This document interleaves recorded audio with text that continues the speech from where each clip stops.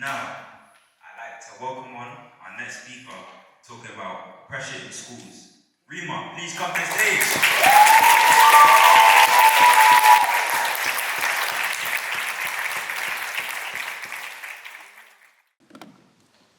Have you ever felt like you're carrying a backpack full of bricks, not books, with the excess weight of the pressuring expectations, deadlines, and the fear of failure?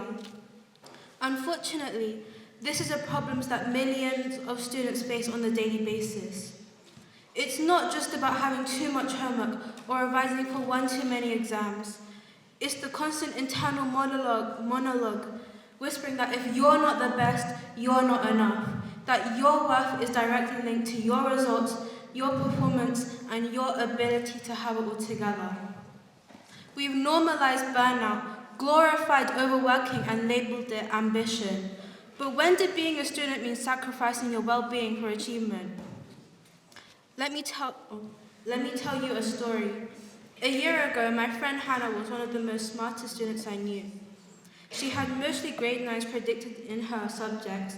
She was a prefect and barely failed any of her tests. Everyone admired her, but what was hidden was the toll it was taking. She was taxed of her sleep. She smiled noticeably less and less. She lost her spark.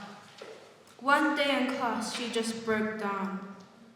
Not because she wasn't strong, but because she had unrealistic expectations to meet. And the tragic part is, her story is not uncommon. Many students around the world fail to cope with this, wearing invisible armor, hiding the battles they fight inside. The problem is that we're trained to think of silence as strength and struggle as weakness. Students are expected to keep pushing, to never complain. But just because something is common doesn't mean it's okay. We shouldn't have to crash before people start asking if you're alright. When did it become justified to disregard meritocracy? What's the point of exams if it's not to test your knowledge, but to raise the stakes so high where students feel the need to cheat?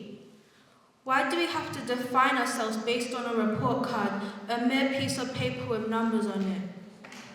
It's as if the process doesn't matter, only the outcome. Learning becomes a race, not a journey. We study not to understand, but to pass. And the creativity, the curiosity, the joy of learning gets lost along the way. As a student myself, success often feels like a narrow bridge. Just one misstep, and you're already behind. Many of us hold the burden of juggling tests, extracurriculars, family expectations, and even part-time jobs. It gets to a point where free time is a last thought for many. This is concerning.